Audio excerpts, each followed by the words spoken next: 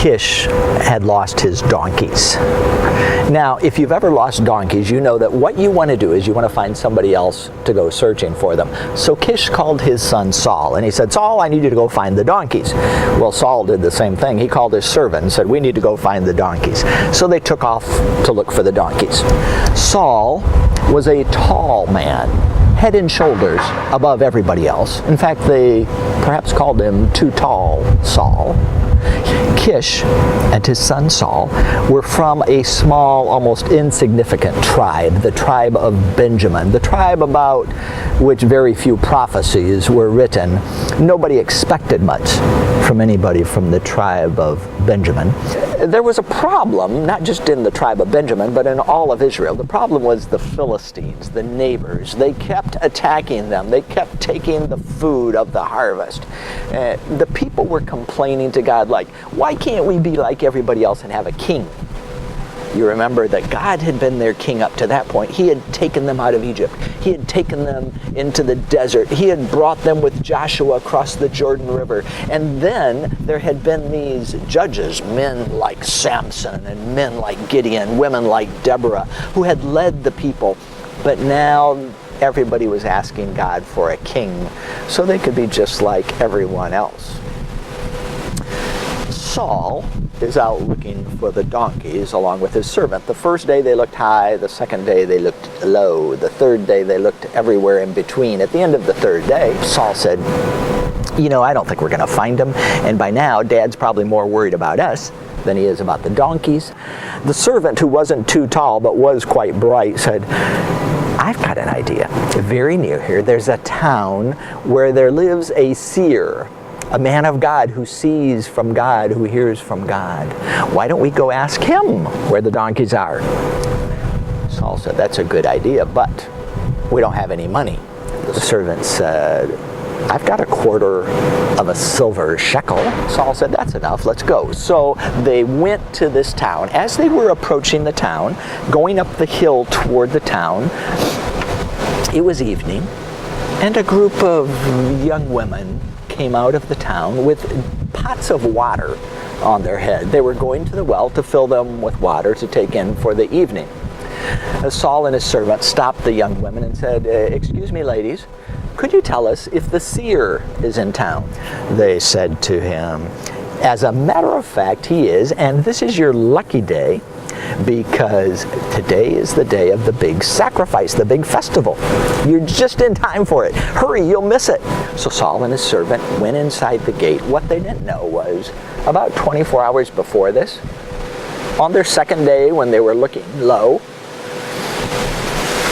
that the seer had seen something. He had heard from God. He had heard God say, I'm sick of these people whining to me about wanting a king. I'm going to give them a king.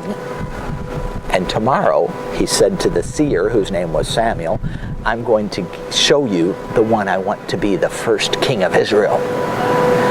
So here comes Saul, innocently inside the gates of the town. He gets in there. He sees a man coming to him.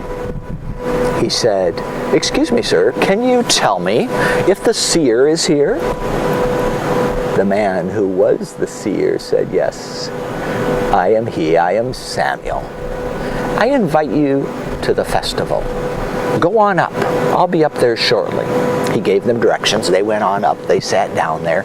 It's now evening. There are about 30 people around the table. While they're eating, Samuel the seer said to the cook, that special cut of meat I asked you to set aside? Bring it. It's for the tall one. So the cook brought the special cut of meat out and gave it to Too Tall Saul. And then they go down to Samuel's house. They spend the evening talking on the roof. The next morning, the three of them get up. Saul and his servant begin the trip back home. Samuel accompanies them down to the gate of the city. Then he said to the servant, just as they were outside the gates, he said to the servant, why don't you go on ahead? Saul will catch up with you shortly. When the servant was out of eyesight, he had Saul kneel down. Then Samuel took a skin of oil, a flask of oil. He poured it on Saul's head. The oil ran down his head. It wasn't just a dab of oil on his forehead. This is a whole flask of oil. It's across his cheeks. It's down on his beard. It's on his clothes. He says, "You are the one to whom all the eyes of Israel are turned. You are our hope." Saul said, "Me? I think you've got the wrong guy. Who am I? I'm nobody. I'm the least in my family. My clan is the least in my tribe, and our tribe is the least of all Israel. I'm not the right guy." The seer Samuel said to him, "Yes, you are. And in fact, I'm going to give you 3 proofs. On your way home, first, when you get by Rachel's tomb, you will see someone who will tell you, don't worry about the donkeys. They've gone home. Your father is now more worried about you than the donkeys." The second thing is you're going to see 3 people going to a sacrifice. The first one will have 3 goats. The second one will have 3 loaves of bread, and he will give you 2 of those loaves of bread, and the third one will have a flask of wine. These are things to confirm to you that, yes, you are the one God has chosen. And the third sign will be when you approach the outpost of the Philistines. You'll see a group of prophets coming. They will be playing instruments. They'll be singing songs. They'll be prophesying.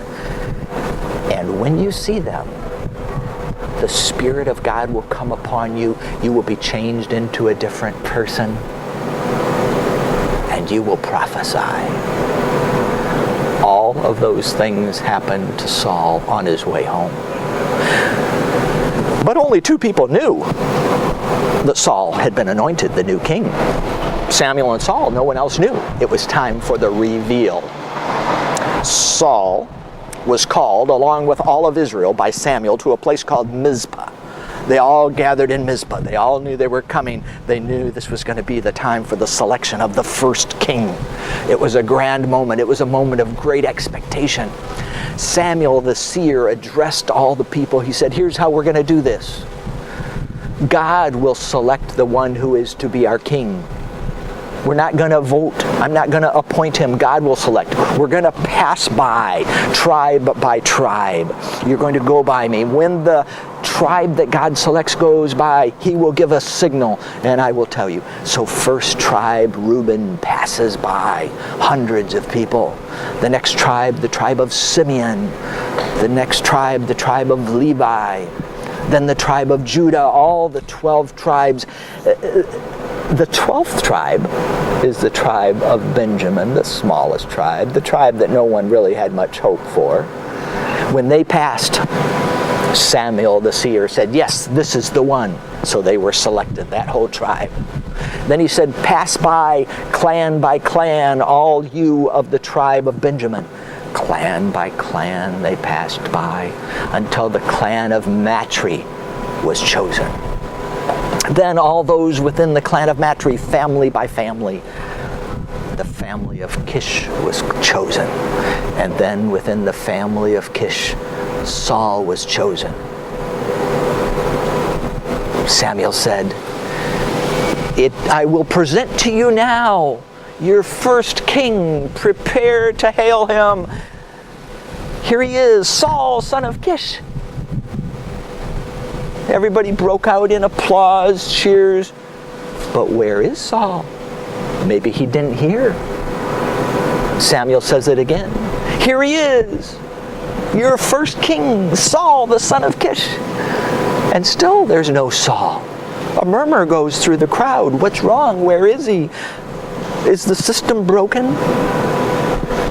Samuel had to ask God, where is this guy you've chosen? God said, he's hiding among the suitcases. He's hiding among the baggage. Samuel sent some men to find him, and sure enough, that's exactly what had happened. He was hiding out among the bags, among the suitcases that the people had brought, among the provisions. They brought him front and center. They brought him up on the stage. Samuel said, yes, this is your future king, the first king of Israel. And everybody, long live the king! Long live the king! Here he is! Now, some of the valiant men of Israel joined Saul from that day, and they became the nucleus of his army. Yeah, but there were some who murmured. They looked at each other. They said, "Is this one going to be able to save us from the Philistines?" And that's one small part of God's big, big story.